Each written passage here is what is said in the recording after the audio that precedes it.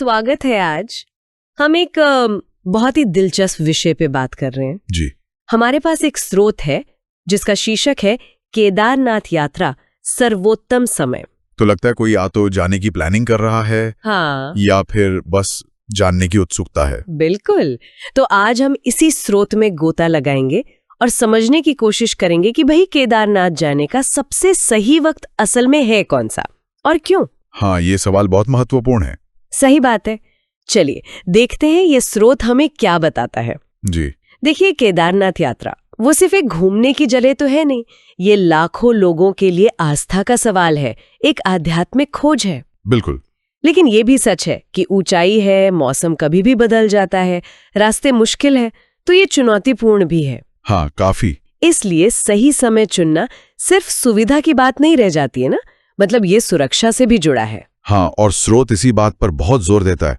ऊंचाई वाली जगहों पर, खासकर तीर्थों पर, मौसम ही सब कुछ तय करता है एक तरह से। अच्छा। स्रोत साहब बताता है कि मानसून में, मतलब मोटे तौर पर जुलाई अगस्त में बहुत भारी बारिश होती है। हाँ, सुना है। और फिर भूस्खलन का खतरा वो बहुत गंभीर हो सकता है। रास्ते बंद हो जाते हैं, यात्रा मुश्किल ही नहीं खतरनाक हो जाती है। ओह।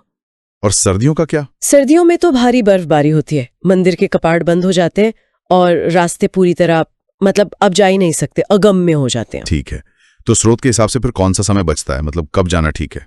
स्रोत मुख्य रूप से 2 अवधियां बताता है जो यात्रा के लिए बेहतर हैं। एक मानसून से पहले, प्री मानसून जिसे कहते हैं। हाँ, प्री मानसून, और दूसरी मानसून के बाद यानी पोस्ट मानसून। अच्छा। तो प्री मानसून यानी कब? मई जून। जी, मोटे तौर पर मई और जून, जब कपाट खुलते हैं उसके बाद का समय। और पोस्ट मानसून हो गया आपका सितंबर और अक्टूबर, कपाट बंद होने से पहले तक। तो स्रोत इन दोनों समयों के बारे में कुछ फायदे नुकसान भी बताता? हाँ, बिल्कुल। दोनों के अपने प्लस माइनस है, ऐसा स्रोत कहता है। तो पहले मई जून की बात करते हैं। स्रोत इसके बारे में क्या कहता है? क्या अच्छा है, क्या दिक्कतें हैं? स्रोत के अनुसार मई जून में मौसम ज्यादातर अच्छा रहता है, मतलब सुखद होता है, दिन भी लंबे होते हैं। हाँ, वो तो है। बर्फ पिघलने लगती है तो रास्ते खुल जाते हैं। लेकिन एक बड़ा लेकिन है इसमें। वो क्या? ये पीक सीजन होता है, यात्रा का चरम समय। तो स्रोत इशारा करता है कि इस दौरान भीड़ बहुत ज्यादा होती है। अच्छा, मतलब दर्शन के लिए घंटों इंतजार? हाँ, संभव है। और फिर रहने की जगह, गाड़ी मिलना, ये सब भी मुश्किल और महंगा हो सकता है। और एक और बात, शुरुआती मई में कभी कभी बर्फ पूरी तरह पिघली नहीं होती, तो रास्तों पर थोड़ी दिक्कत हो सकती है। समझ गई। मतलब मौसम अच्छा पर भीड़ और खर्च ज्यादा, और शांति शायद कम मिले। हाँ, कुछ ऐसा ही। ठीक है, अब आते हैं मानसून के बाद वाले समय पर, सितंबर अक्टूबर।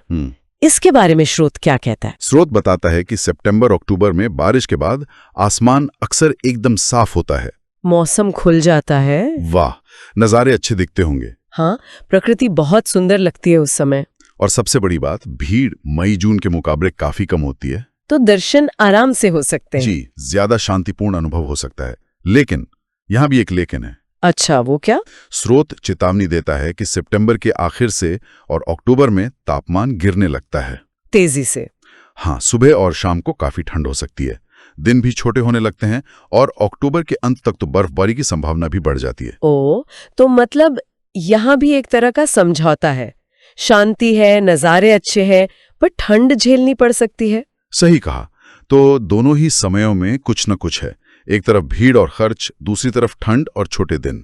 और मानसून यानी जुलाई अगस्त के लिए तो स्रोत ने मना ही किया है ना? हाँ, स्रोत तो बिल्कुल यही सलाह देता है कि उस दौरान यात्रा ना करें।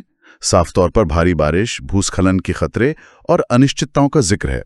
कहता है कि सुरक्षा के लिहाज से इसे टालना ही सबसे अच्छा है। ये तो बहुत ही काम की जानकारी है।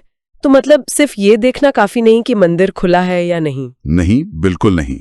स्रोत के हिसाब से मौसम कैसा है, भीड़ कितनी होगी, और आप खुद क्या बर्दाश्त कर सकते हैं, ठंड, भीड़, इन सब का संतुलन साधना जरूरी है। आपने बिल्कुल सही समझा। स्रोत असल में यही पॉइंट बनाने की कोशिश कर रहा है कि सबसे अच्छा समय या सर्वोत्तम समय जो है वो हर व्यक्ति के लिए थोड़ा अलग हो सकता है। अच्छा। ये इस पर निर्भर करता है कि आपकी प्राथमिकता क्या है। क्या आपको पीक सीजन की चहल पहल अच्छी लगती है, या आप कम भीड़ में शांति से दर्शन करना चाहते हैं, भले ही मौसम थोड़ा चैलेंजिंग हो। इसीलिए स्रोत कहता है कि पहले से जानकारी लें, योजना बनाएं, यह बहुत जरूरी है। तो अगर हम संक्षेप में देखें तो इस स्रोत ने हमें सिर्फ ये नहीं बताया कि कब जाना ठीक है, मई, जून या सितंबर, अक्टूबर, जी, बल्कि ये भी बताया कि उन महीनों में असल में होता क्या है, भीड़ कैसी होती है, मौसम कैसा रहता है, खर्चा कितना हो सकता है, शांति कितनी मिलती है। हाँ, एक वास्तविक तस्वीर पेश की है और मानसून के खतरों को भी साफ साफ बताया। सही बात है। ये यही दिखाता है कि तैयारी और सही जानकारी कितनी अहम है, खासकर केदारनाथ जैसी यात्रा के लिए जहां परिस्थितियां बदल सकती हैं। बिल्कुल। तो इस सारी बातचीत के बाद हम अपने श्रोताओं के लिए एक सवाल छोड़ सकते हैं। हाँ, जरूर। अगर आप केदारनाथ जाने का सोचें तो इस स्रोत से मिली जानकारी को ध्यान में रखते हुए आपके लिए पर्सनली क्या ज्यादा जरूरी होगा, मई जून का वो सुहाना मौसम और रौनक, भले ही भीड़ हो, या फिर सितंबर अक्टूबर की शांति और साफ नज़ारे, भले ही ठंड थोड़ी ज्यादा हो। हाँ, ये सोचने वाली बात है। इस पर विचार करना शायद आपकी प्लानिंग को एक सही दिशा दे सके।